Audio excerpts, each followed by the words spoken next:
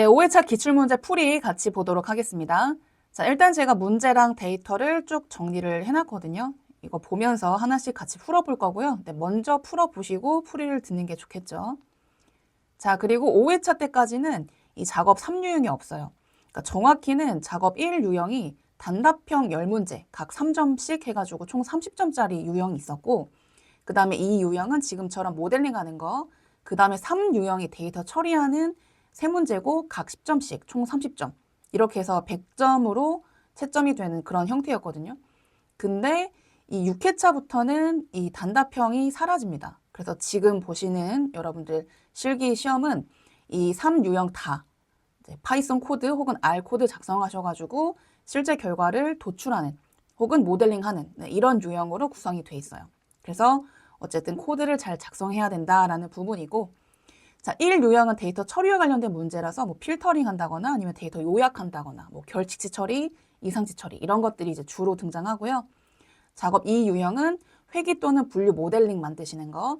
그래서 모델링 결과에 따라서 각각의 평가를 하고 평가 점수가 높을수록 이제 높은 배점, 그리고 뭐 감점 요인이 있다라고 한다면 감점이 되는 형태로 채점이 된다라고 공지가 돼 있고요. 작업 3유형도 이제 기타 뭐 통계 분석이라던가 뭐 로지스틱 회계 개수에 대한 확인, 뭐 유의성, 검정 확인 이런 것들 다양한 유형이 3유형에서 출제가 되고 있어요. 그래서 사실 3유형이 등장한 게 얼마 안 되기 때문에 아무래도 3유형 대비하는 게 조금 나머지들에 비해서는 기출이 적기 때문에 좀 어려울 수 있습니다. 자, 그러면 작업형 1유형부터 볼게요. 문제 한 문제당 10점이기 때문에 한 문제를 또 놓치게 되면 바로 10점이 감점되는 거예요. 그러니까 한 문제 한 문제 열과 성의를 다해서 잘 풀어주시면 좋겠죠, 여러분. 자, 제공된 데이터를 활용해서 종량제 봉투의 사용 대상이 가정용이면서 용도가 음식물 쓰레기. 그럼 두 조건을 모두 만족하는 대상을 선택하는 얘기 같죠. 그래서 먼저 필터링 해야 될 것 같고요. 자, 그 중에서 용량이 2리터인 봉투의 가격의 평균을 구하래요. 아, 평균을 구해서 출력하는 문제구나. 셋째 자리, 첫째 자리에서 반올림해서 정수로 표현하세요라고 돼 있는데 추가 조건이 있네요. 가격이 0인 경우는 평균 계산에서 제외하세요. 그러니까 무슨 얘기냐면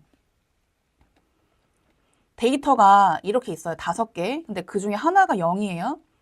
자, 그러면 얘네들을 다 더한 다음에 평균을 구하게 되면, 그러니까 이게 시리즈는 아니지만 어쨌든 평균을 구하게 되면 평균은 이 총합을 5로 나눠주게 되잖아요. 그러니까 5개의 평균으로 리턴 해주죠. 근데 얘는 제외하라는 거죠.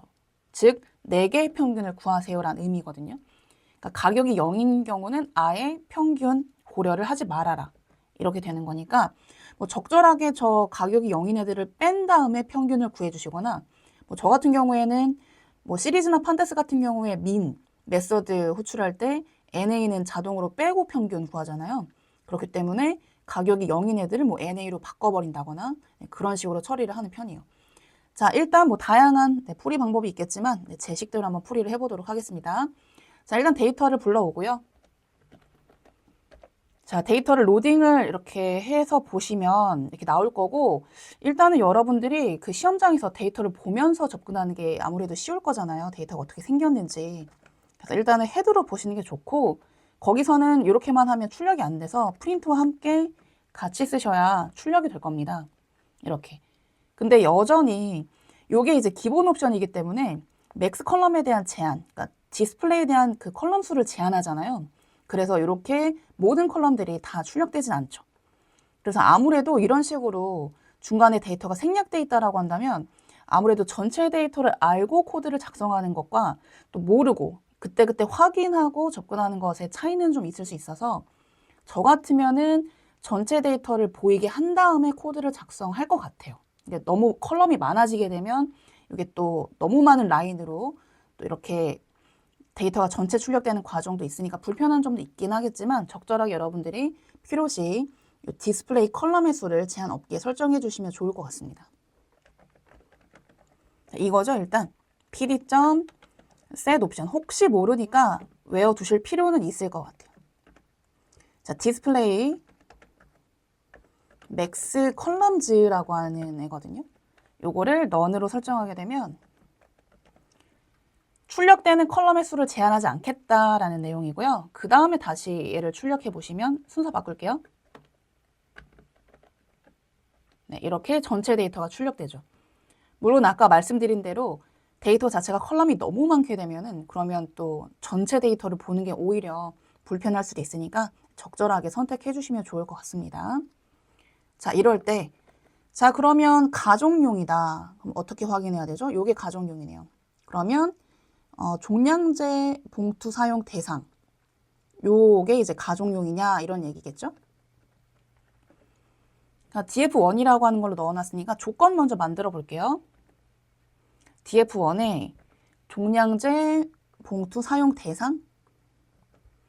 자, 요게 이제 일단 선택해보고 가족용 맞거든요. 요게 가족용이냐 이런 조건 쓸 수 있을 것 같고요.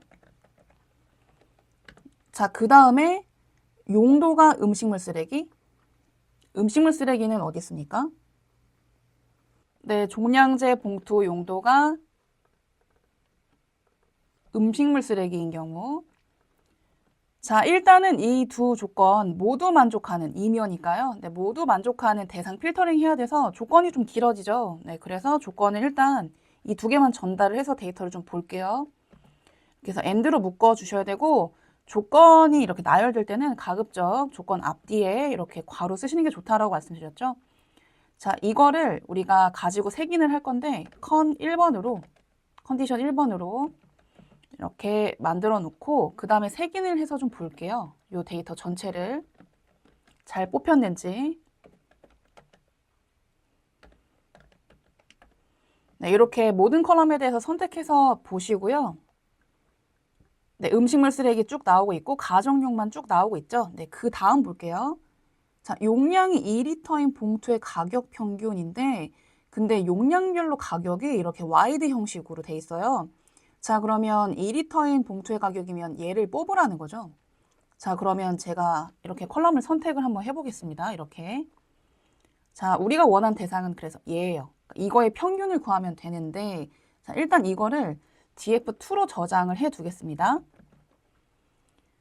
자, 그 다음에 여기서 이제 평균이 0인 애들을 제외하세요라고 했으니까 이거에 그냥 평균을 구하면 안 되겠죠. 그래서 그러면 이 0인 애들이 카운트 돼가지고 네, 그래서 얘네들을 포함한 평균이 구해지니까요. 자, 여러 가지 방법이 있어요. 아까 말씀드린 대로 0이 아닌이라는 조건을 여기 추가해가지고 아예 자체적으로 컨디션에 0이 아닌 애들이 그냥 뽑힐 수 있도록 그런 식으로 컨디션을 만들어 주셔서 최종 대상 선택해 주셔도 좋고요. 지금 같은 경우에는 저는 일단 이렇게 눈으로 확인했기 때문에 이거 가지고 평균을 구할 건데 아까 말씀드린 대로 replace 메소드, 값취한 메소드로 0이라고 하는 수치를 np.nan 네, 이럴 때는 이제 numPy가 호출이 돼야겠죠?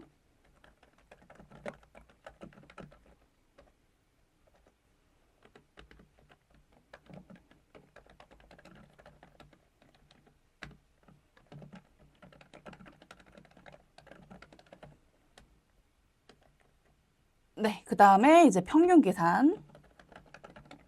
요때 가격이 0인 값들은 이제 제외. 근데 이거를 우리가 NA로 치환할 거예요. 0을 NA로. 자, 그러면 알아서 NA는 무시하고 제외하고 평균을 구하지 않습니까? 자, 이렇게 리플레이스를 한번 해보시고요. 네, 그럼 이렇게 NAN으로 즉 결칙시 처리가 됐죠? 여기다가 평균을 구하게 되면 알아서 저 결측치 NA는 제외하고 평균을 구해주니까요. 네, 요거. 그래서 요거는 리절트로 만들어 놓고 네, 최종 제출은 프린트와 함께.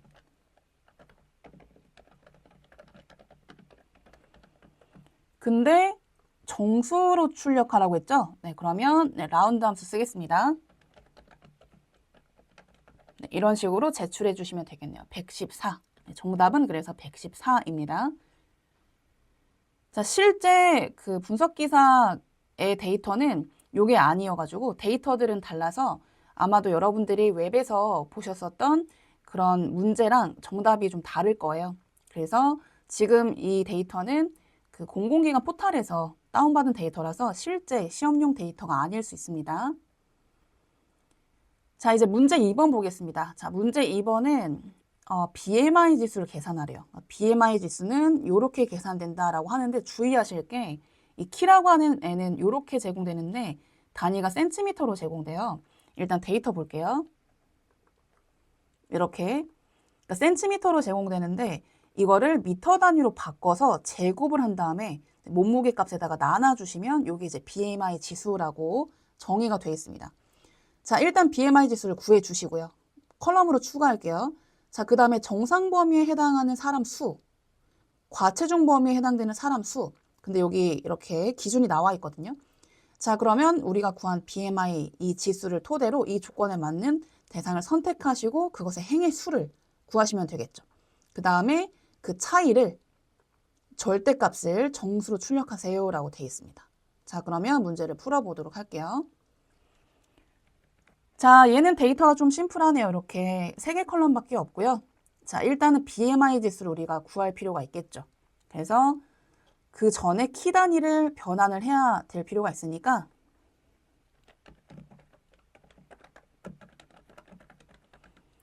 네, 키 단위 변화를 먼저 해볼게요. 현재 키가 센티미터로 돼 있는데 이거를 미터 단위로 바꾸세요라고 돼 있거든요. 그 다음에 제곱하세요라고 돼 있으니까. 자, 그럼 DF1에 height, 키라고 하는 컬럼에다가 미터 단위로 바꾸려면 100으로 나눠주시면 되죠. 네, 바로 뭐 BMI 구하셔도 되는데 일단 차근차근 컬럼으로 추가를 해놓고 보겠습니다. 얘는 그냥 언더바 m이라고 제가 저장할게요. 네, 기존 데이터 프레임에 추가를 했습니다. 자, 그 다음에 이제 BMI 컬럼을 추가를 한번 해보죠.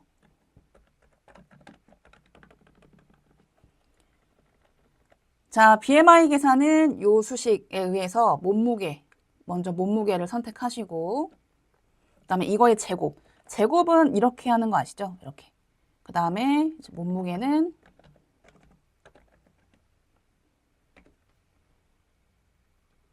네, 웨이트로 돼 있으니까요. 네, 이렇게 계산을 해서 네, 실제 데이터 프레임에 BMI라고 하는 컬럼으로 이렇게 넣어 놓을게요. 네, 계산됐겠죠?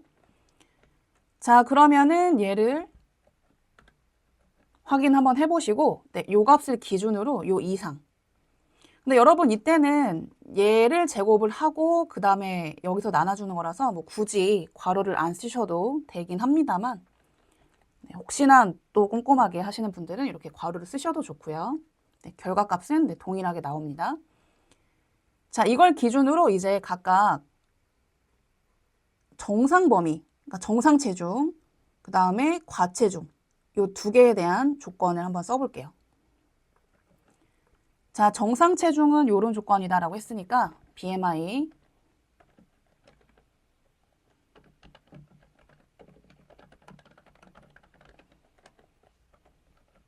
자, 여기서 18.5 이상 18.5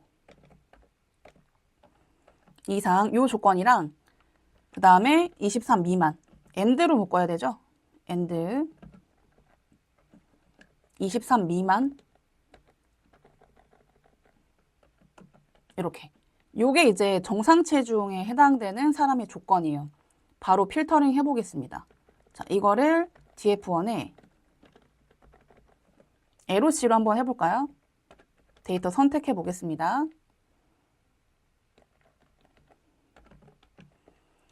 자, 이러면 이렇게 나오죠. 물론 우리 눈에는 몇 개다라고 바로 눈에 보이지만 시험 환경에서는 이렇게 출력이 안 되니까 요거에 바로 쉐입하게 되면 요게 데이터 프레임이니까 행과 열의 크기가 나오지 않습니까? 우리는 행의 개수가 궁금한 거라서 바로 네, 첫 번째 포지션 전달하면 되겠습니다. 요게 이제 V1, 카운트 1이라고 할게요. 네, 정상 체중에 대한 카운트고 같은 방식으로 네, 과체중에 대한 카운트는 네, 요 조건으로 바꿔주시면 될 것 같아요. 쉽죠? 어쨌든 조건만 쭉 쓰면 되니까. 자, 1번 문제도 2번 문제도 이런 식으로 조건에 맞는 데이터를 선택하는 문제였던 거죠. 23 이상? 25 미만? 요렇게. 역시 이거를 이제 쉐입 가지고 첫 번째 포지션 전달해서 네, 개수를 세면은 결과값 확인.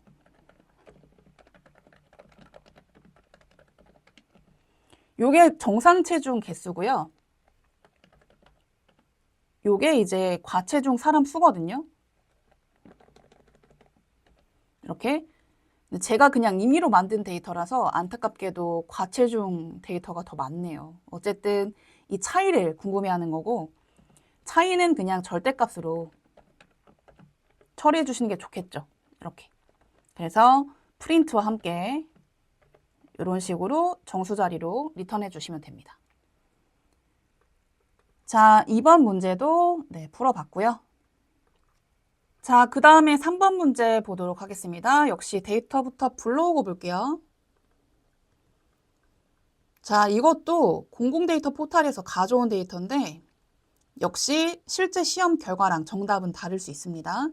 자, 학생의 전입 및 전출 현황이 담긴 그런 데이터래요. 교육청 데이터인가 봐요. 그래서 실제 공공데이터 포털에서 제공되는 데이터다 보니까 실제 학교명이 있고요. 실제 데이터예요.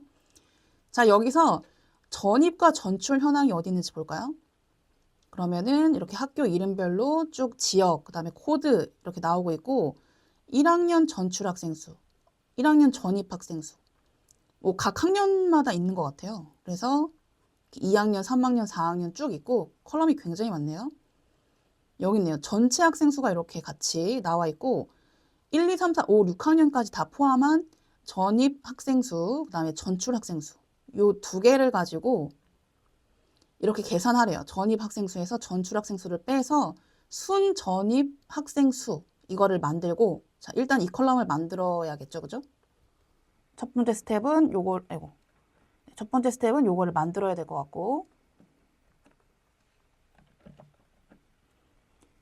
그 다음에 이게 가장 많은, 그러니까 최대값을 갖는 학교를 찾으래요. 그래서 그 학교에 해당되는 전체 학생 수. 그러니까 전체 학생 수는 이거 확인하라는 얘기니까 일단은 그럼 관건은 이걸 구하고 맥스 값을 갖는 대상, 행이죠. 그걸 찾으면 되겠네요.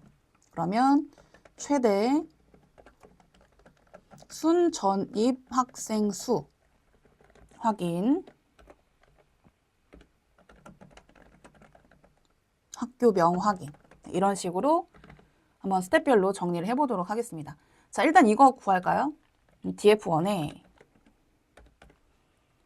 개까지 포함되어 있으니까 전입에서 전출을 빼라고 했으니까 이렇게 전입에서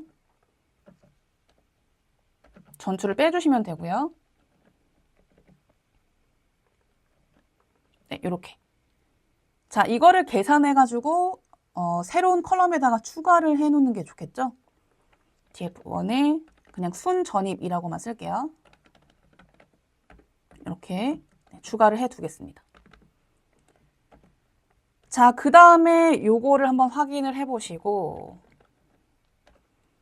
네, 맥스가 있을 거잖아요. 일단 요렇게 계산하라고 했으니까, 근데 뭐 절대값으로 바꾸세요 뭐 이런 표현 하지 않았거든요. 어쨌든 순 전입은 전입에서 전출 빼는 게 맞으니까 마이너스도 있는 것으로 보여집니다.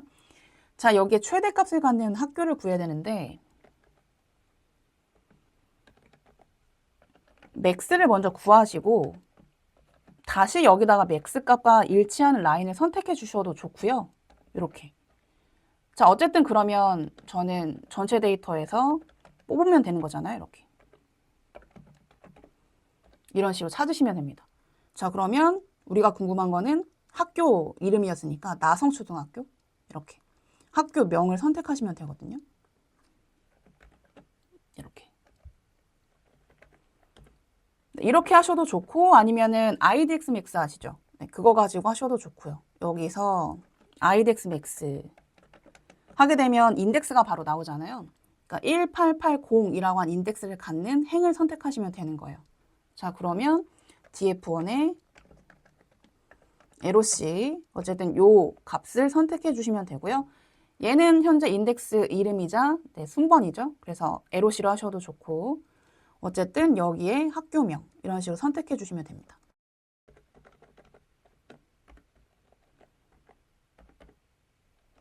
자, 어쨌든 학교명이 궁금한 게 아니라 그 학교의 전체 학생 수가 궁금한 거다라고 했으니까 다시 학교명 빼고 이렇게 한번 확인해 보시면은 이렇게 요 전체 학생 수가 출력되죠. 전체 학생 수 개.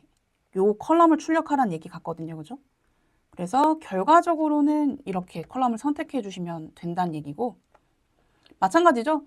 위에 맥스 값을 구한 다음에 직접 이렇게 조건으로 전달해서 맥스 값과 일치한 라인을 선택해 가지고 그 라인에 학교명이 아니라 전체 학생 수 개를 출력하세요. 이렇게 확인하시면 됩니다. 그러니까 요거는 학교 찾는 거고,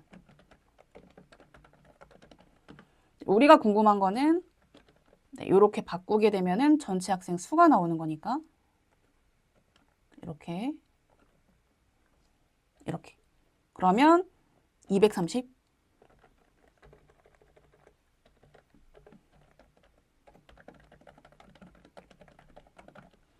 얘도 마찬가지죠. 이렇게. 자, 근데 똑같이 전체 학생 수가 출력되긴 하는데 얘는 시리즈로 출력되고 있고 얘는 상수로 출력되고 있거든요. 그래서 여러분들이 또 전달하는 코드에 따라 출력되는 데이터의 형태가 달라질 수도 있으니까 지금은 얘가 좋을 것 같고요. 이렇게. 만약에 이런 식으로 원한다라고 한다면 이때는 요 데이터에서 상수로 데이터를 표현하기 위해서는 요거만 따로 색인 처리하면 좋겠죠. 네, 그래서 이런 식으로 그래야 이렇게 상수로 출력이 되겠죠. 그죠?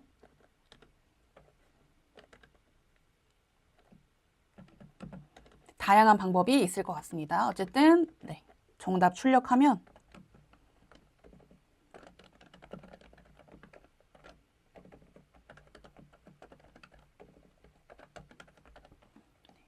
이런 식으로 처리해 주시면 되겠네요.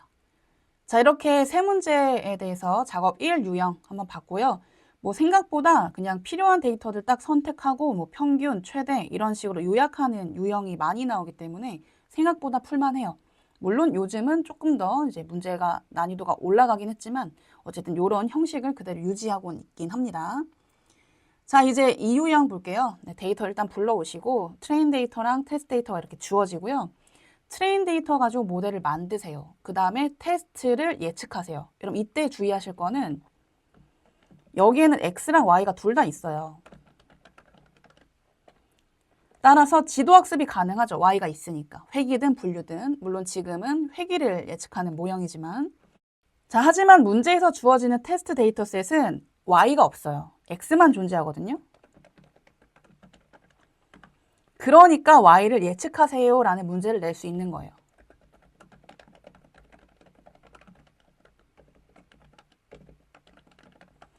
여러분 이 데이터셋이 Y가 있으면 예측을 한다는 것 자체가 말이 안 되잖아요. 그렇죠?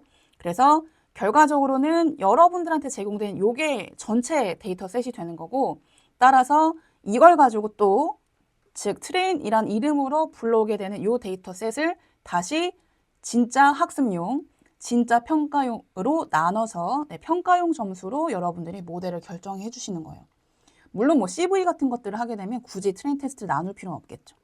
자, 어쨌든 이렇게 데이터 보시고요. 일단 데이터 한번 볼까요? 이렇게 이런 식으로 돼 있고 안타깝게도 문자 데이터도 있네요. 이렇게 방법은 두 가지인데 뭐 별도의 뭐 제한을 두지 않는다라고 한다면 수치형 데이터만 뽑아다가 회귀 분석을 돌리는 방법.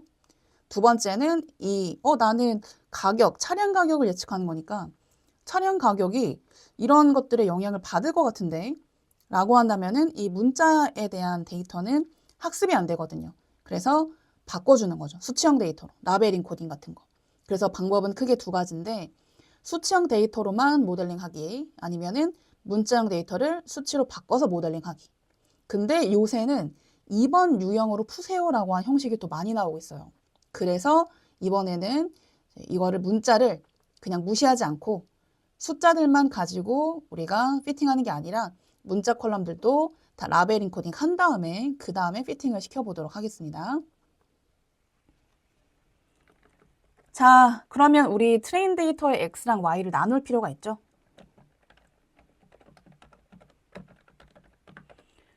자, 트레인 데이터의 요 프라이스라고 하는 컬럼이 요게 Y 값이래요. 그래서 저는 트레인 언더바 Y라고 할게요.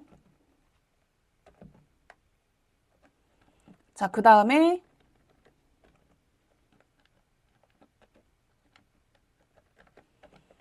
요 프라이스 컬럼을 제외한 드랍 메소드 쓰면 좋겠죠?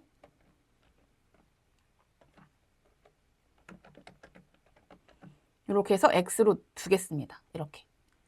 자, 데이터 나눴고요. 자, 그 다음에 이제 바로 모델링을 할 건데, 모델링을 하기 전에 결측치가 요새는 또 많이 포함되어서 출제가 된다고 하더라고요. 그래서 결측치가 있으면 또 학습이 안 돼요. 결측치를 적절하게 여러분들이 대치하고 그 다음에 모델링을 해야 되는 부분이 있어서 결측치를 확인해 보겠습니다. 자, 그러면 트레인 데이터 셋 전체 X, Y 둘 다 물론 Y의 결측치가 있을 것 같지는 않지만 혹시 모르니까 여기다가 이즈널 확인하시면 되죠. 자, 그러면 모든 값에 대해서 이렇게 NA인지 여부, 결측치인지 여부가 확인이 되고요. 그 다음에 이거를 썸을 하게 되면 각 컬럼별로 결측치의 개수가 나오지 않습니까? 트레인 데이터에는 없고요. 테스트 데이터에도 없어요. 다행히 이번 데이터셋은 결측치 처리를 안 해도 되는 경우인 거예요. 하지만 시험장에서는 문제가 어떻게 나올지 모르니까 반드시 결측치 여부도 확인하셔야 됩니다. 자, 아까 전에 제가 수치형 데이터만 가지고 모델링 할 수도 있지만 문자형 데이터들이 중요하다라는 가정하에 수치형 데이터로 바꿔주는 작업을 하고 모델링 하겠다라고 말씀드렸죠. 라벨 인코딩이라고 표현하죠, 우리가. 물론 뭐 리플레이스 메서드 가지고 일일이 바꿔줄 수도 있지만 그러기에는 컬럼도 많고 그리고 각각의 컬럼을 구성하고 있는 클래스도 많아요. 그래서 일일이 바꿔주기엔 좀 어려울 것 같고 라벨 인코딩을 도와주는 라벨 인코더라고 하는 함수 가지고 처리해 보겠습니다. 기억나시나요? from, scikit-learn, 프리프로세싱이라고 하는 모듈이 있습니다.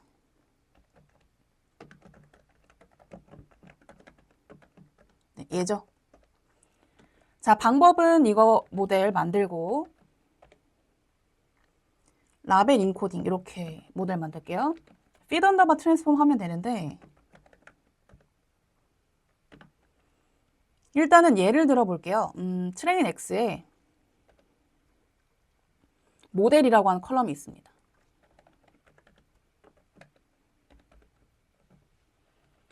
자, 그럼 이 컬럼은 이런 식으로 돼 있고 유니크 밸류 개수 한번 보면 이런 식으로 구성되어 있거든요. 꽤 많죠. 그러면 0, 1, 2, 3, 4, 5, 6, 7, 8 이런 식으로 변환돼서 나올 텐데 이거를 이렇게 바꿔주는 거예요. 이런 식으로. 자, 근데 문자를 숫자로 바꿔야 되는 컬럼이 한두 개가 아니죠. 그래서 추천을 드리는 방법은 만약에 내가 좀 코드를 생각하기가 어렵다라고 한다면 일일이 하나씩 덮어 쓰는 거예요. 이렇게. 이렇게. 저는 이거 안 할 거예요. 한꺼번에 할 거라서. 그 다음에 몇 개인지 보시면 나오잖아요. 문자형에 대해서만 볼 거니까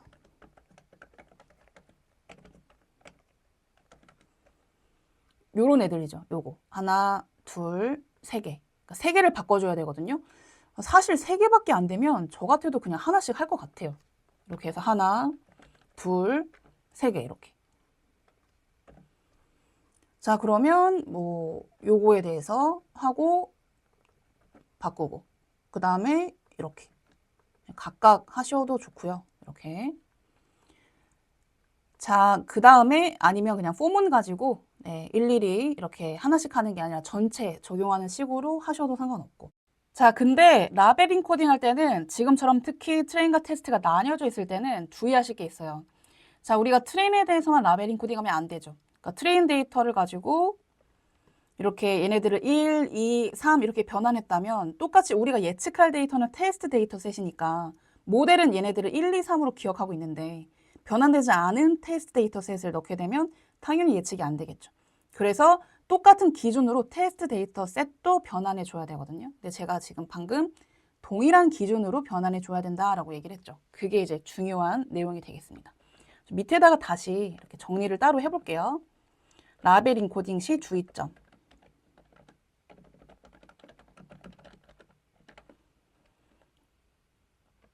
자, 첫 번째, 트레인과 테스트가 나뉘어져 있는 경우라고 한다면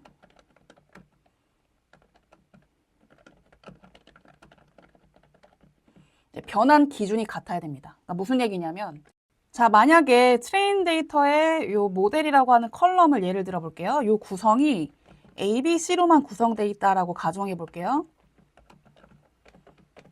자, 이러면은 이 코드처럼 이렇게 피팅을 하고 트랜스폼을 하게 되면 피팅을 하는 순간 유니크 밸류를 찾거든요. 그러니까 A, B, C가 유니크 밸류야. 그럼 그 순서대로 0, 1, 2로 변환을 해준단 말이에요. 그러니까 트랜스폼 결과는 0, 1, 2가 될 거예요. 이렇게. 자, 근데 동일하게 테스트 데이터 셋도 모델이라고 하는 컬럼이 있을 거잖아요. 지금은 우리는 이렇게 제가 데이터 셋 이름을 이렇게 넣어놨으니까. 자, 만약에 이 컬럼이 B가 없었다는 거죠. 예를 들어서. 가정하는 거예요. 이런 식으로. 자, 그러면 만약에 이 자리에 테스트 모델 컬럼에 대해서 또 피팅을 하게 되면 테스트 데이터 셋에 대해서 유니크 밸류로 확인하고 그 순서대로 변환을 해주기 때문에 A가 0으로 변환, C가 1로 변환이 돼요. 자, 그럼 말이 안 되죠. 왜냐하면 트레이는 C를 2로 이렇게 변환을 해줬는데 테스트는 C를 1로 변환해 주니까 당연히 예측 결과가 좋을 리 없겠죠. 그래서 변환 기준이 같아야 될 필요가 있다고 얘기를 한 거예요. 따라서 만약에 구성되는 유니크 밸류의 형태가 이렇게 비슷한 경우라고 한다면 적어도 둘 다 피팅을 하는 실수는 하시면 안 되겠죠. 둘 다 피팅하지 않고 뭐 트레인에 대해서 피팅을 하고 트랜스폼, 그다음에 테스트는 이미 트레인에 대해서 피팅된 이 모델만 가지고 fit 언더바 빼고 트랜스폼, 그러니까 트랜스폼만 하는 거예요. 자, 근데 이때도 주의할 게 있어요. 역시 트레인 테스트의 데이터를 가급적 합쳐서 하나의 기준으로 만드는 게 좋습니다.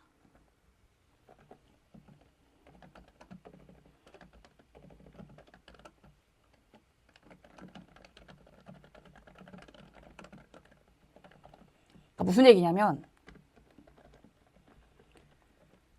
자, 또 가정해 볼게요. 트레인 X에 대한 모델 컬럼은 A, B, C로 구성되어 있는 거예요. 자, 그러면 역시 0, 1, 2로 변환되겠죠? 근데 테스트 데이터 셋의 모델 컬럼은 A, C, D가 있었던 거예요. D. 이렇게. D가 따로 있었다는 거예요. 자, 그러면 만약에 여러분들 코드를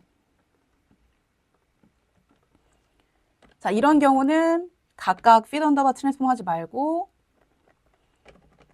테스트에 대해서는 트랜스폼만 해라. 이렇게 말씀드렸죠. 이렇게. 자, 근데 지금처럼 이렇게 구성이 다른 경우라고 한다면 자, 그때는 얘는 0, 1, 2. 얘는 뭘로 변환되겠어요? 이제 0, 1, 이게 2로 변환되겠죠. 각각 하게 되면. 근데 각각 하지 말라고 했잖아요. 자, 그러면 만약에 여러분들이 또 코드를 이렇게 작성하시잖아요. 트레인으로만 피팅하고 피팅된 결과를 가지고 트랜스폼 해. 그러면 0, 1, 2로 나오겠죠. 자, 피팅 안 하고 트레인에 대한 기준으로 테스트 데이터 셋을 트랜스폼 해 라고 하면 이게 없잖아요. 트레인엔 없었던 데이터니까. 그래서 에러가 발생해요. 이 과정에서.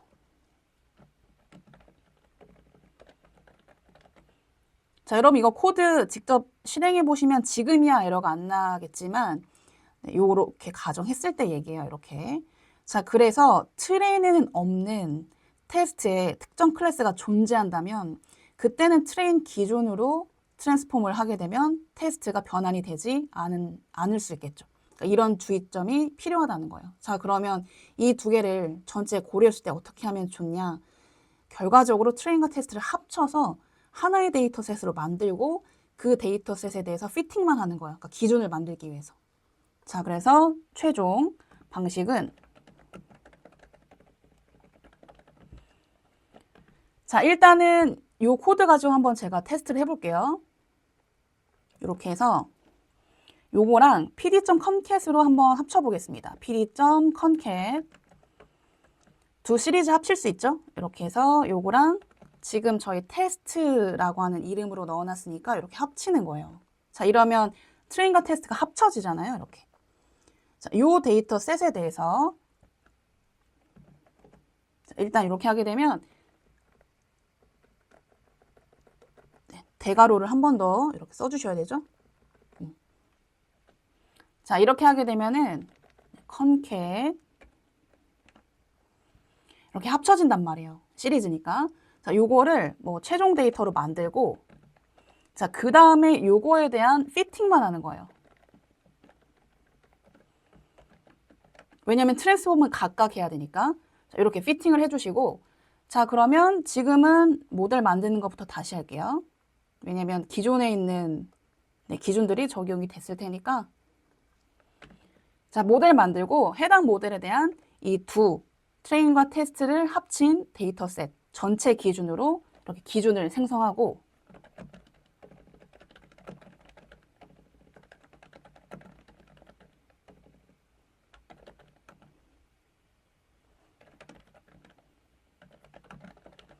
네, 그 다음에 트랜스폼은 각각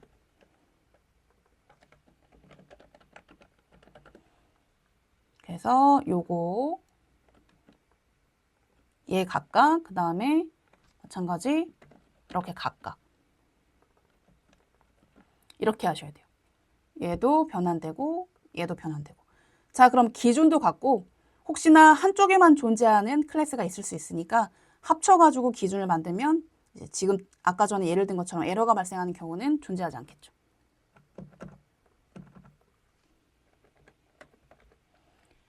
자 그래서 이 방식대로 해야 돼요 여러분. 자 다시 올라가서 정리하면은 자 우리가 일일이 각각 하겠다.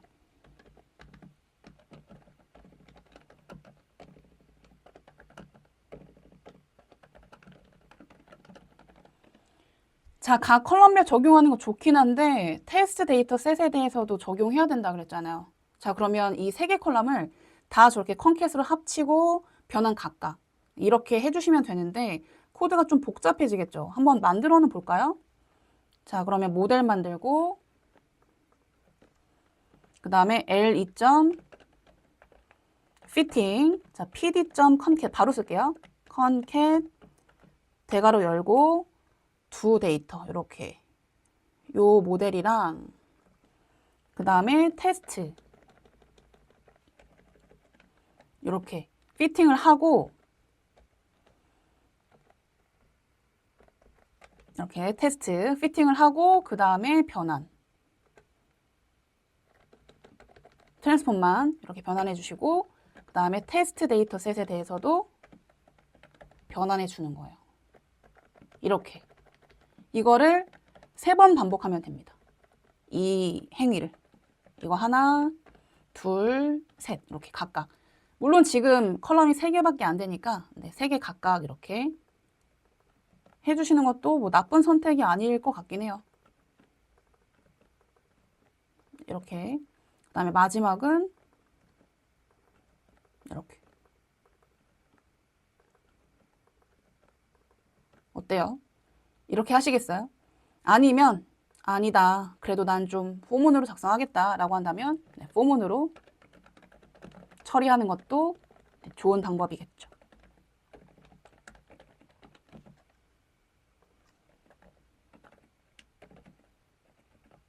자, 일단 실행을 좀 시켜볼게요. 되는지. 네, 코드가 오류날 수도 있으니까 네, 이렇게 잘 되네요. 어쨌든 우리가 이제 변환했고요. 다시 포문으로 연습하기 전에 데이터를 다시 불러와 주시고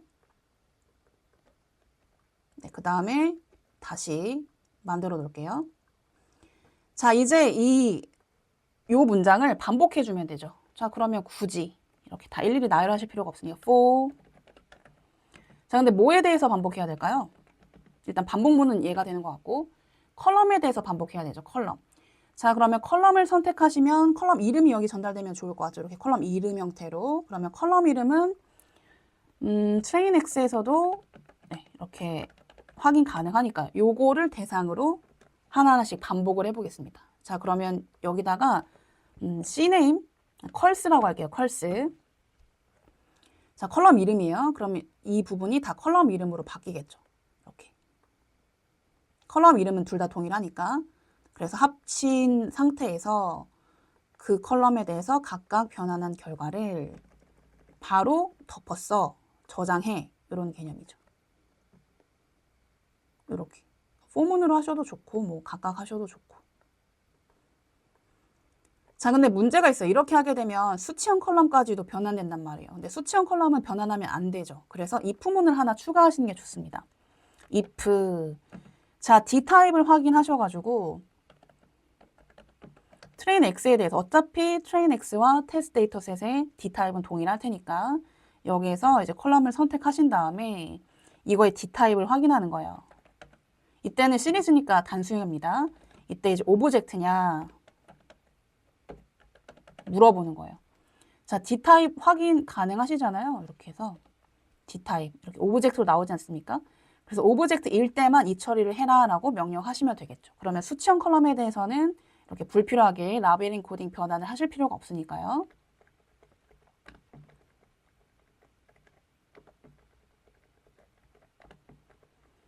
자, 지금 데이터를 제가 다시 처음부터 불러왔기 때문에 지금은 변환이 돼 있지 않을 거거든요. 이렇게. 테스트도 마찬가지고 이렇게. 자, 이거를 실행을 시켜보도록 하겠습니다. 자, 다시 데이터 확인해 보시고 변환돼 있죠? 그 다음에 테스트 데이터 변환돼 있죠. 나머지 수치형 데이터들은 값 그대로 유지하고 있죠. 자, 그래서 어떤 방법이 편할지는 여러분들이 결정해 주시면 됩니다. 다만 주의하실 거 잘 기억하셨다가 좋은 방식, 가장 좋은 방식으로 선택하셔가지고 라벨링 코딩 진행하시면 돼요. 자, 라벨링 코딩까지 마쳤고요. 자, 이제는 학습을 하면 되겠네요. 그러면 이거를 좀 정리를 해보겠습니다. 스텝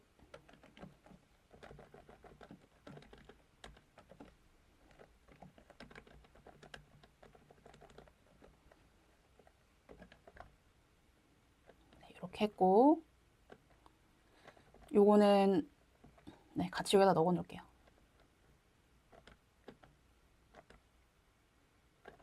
자, 그 다음 스텝 4 모델링 하겠습니다. 자, 여러분 모델링 할 때 어쨌든 여러 모델 가지고 비교하시고 싶으시면 지금 우리가 회귀니까 뭐 랜덤 포레스트 리그레서 전 이거 할 거고 아니면 여러 가지 리그레서 형태 있잖아요. 그래서 점수를 난 비교해서 가장 좋은 모형으로 선택하겠다라고 한다면 하셔도 되고 사실 뭐 랜덤 포레스트 리그레서만으로도 충분히 좋은 성능을 갖는 모델이 나오기 때문에 시간적 여유가 없다라고 한다면 그냥 가장 좋은 모델 하나 선택해가지고 제출하시면 좋을 것 같아요. 자, 어쨌든 평가 점수를 확인하는 과정에서 트레인과 테스트를 나눠주는 게 좋긴 한데 어차피 우리가 CV를 할 거면 조금 더 평가 점수를 일반화시켜서 정확한 평가 점수를 얻으려면 교차 검증까지 하는 게 좋은데 CV를 하려면 굳이 트레인과 테스트를 나눌 필요가 없죠. 자, 여기서 말한 트레인 테스트 나눈다는 걸 얘를 다시 트레인과 테스트로 나눈다는 얘기예요. 앞서 설명드렸죠. 자, 그래서 저는 데이터를 안 나누고 그냥 CV로 최종 점수를 확인하고 그 점수 만족하면 최종 모델 선택하고 예측 결과 리턴하도록 하겠습니다. 자, 일단 말씀드린 대로 랜덤 포레스트 리그레스를 한번 해볼 거예요. 앙상블에 있죠?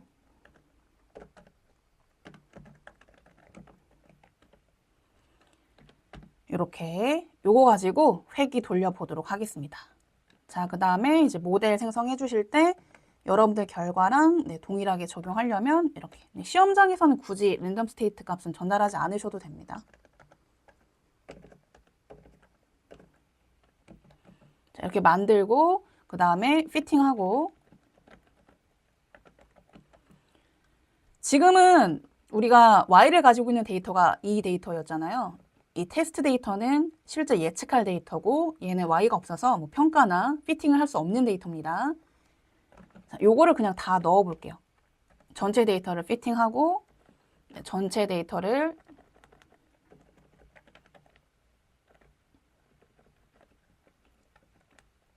테스트는 못 쓰니까 스코어를 한번 확인해 보시면 교차 검증하지 않았지만 어쨌든 높은 점수가 출력되고 있거든요. 그래서 이런 점수구나. 대략 마음에 드는데 나는 이 모델 써야지라고 하셔도 되고 조금 더 정확한 일반화된 평가 점수를 확인해 볼까라고 한다면 CV를 확인하시면 좋겠죠. 자, 그러면 교차 검증, 프롬, 사이클런에 모델 셀렉션에 있죠.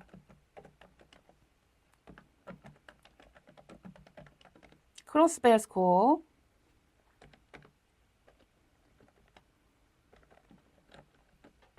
자, 새로운 모델 만들어 주시고 이 모델에 대해 현재 우리가 갖고 있는 전체 데이터셋은 요거잖아요. 요거. 이렇게. 그다음에 CV는 5회로 하겠다. 그러면 뭐 CV 스코어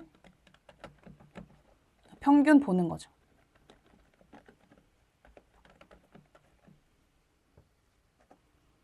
(91점) 점수가 어떻길래 91점으로 확 낮아졌을까요? 네, 이렇게. 그래서 얘 때문에 좀 낮아졌는데 어쨌든 뭐 이런 식이에요. 그래서 나는 그냥 92점 만족한다라고 한다면 어쨌든 운 좋게 이 98점이라고 하는 건 운 좋게 랜덤 스웨이트 제로를 선택했을 때의 각각 트레이닝과 테스트가 운 좋게 높은 점수를 가져왔던 것 같고 실제로 보다 정확한 평가 점수는 91점 정도로 예상되고 있습니다. 자, 이렇게 모델 확인하시고 최종 모델 제출해 주시면 돼요. 아니면 나는 다른 모델 한번 확인하고 싶다라고 한다면 다른 모델도 비교하셔도 됩니다.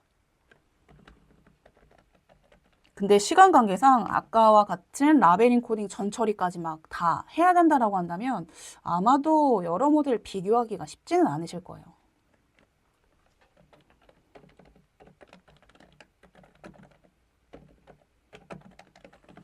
그래서 만약에 랜덤 포레스트 리그레서랑 뭐 리니어 리그레서랑 여러 가지 비교했는데 나는 이 모델이 괜찮은 것 같아 라고 결론을 내셨다면 최종 모델을 선택해 주시면 되고요. 자, 그 다음에 피팅 해주시면 되고요. 피팅은 우리가 가지고 있는 Y를 알고 있는 모든 데이터셋에 피팅 해주시면 되고요. 최종 예측은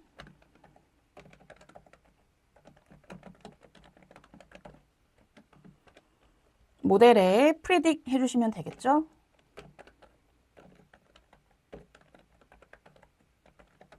네, 테스트라고 쓰시면 됩니다. 여기에는 Y가 없어요. X들로만 구성되어 있습니다. 최종 예측 해주시면 되고요.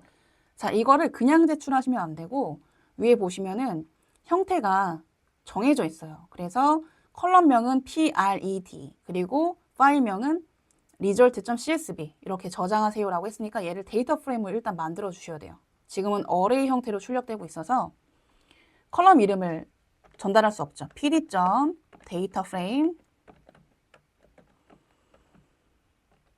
PRED였죠? 이렇게 해서 요 모델 결과를 저장해 주시고요. 아니면 얘를 따로 변수로 뺄게요.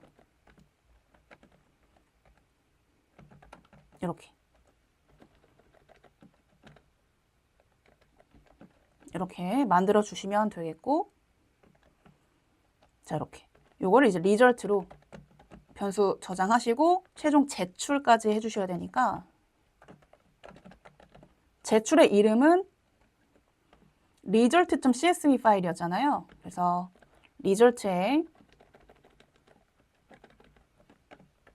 toCSV라고 하는 메서드로 저장 가능하시죠? 자, 이때 주의하실 거 인덱스요. 네, 인덱스는 반드시 false로 꺼주셔야 됩니다. 이렇게. 그럼 저장됐을 거고 혹시 모르니까 여러분들 제출한 다음에 다시 제출된 이 파일 이름을 불러오시는 습관을 들이시는 게 좋습니다. 혹시 모르니까 잘 저장됐는지 체크하기 위해서. 이렇게. 그러면 잘 들어갔고 컬럼 하나로 그쪽에서 주최 측에서 요구하는 형태대로 잘 들어갔구나 라고 확인하시고 제출해 주시면 됩니다.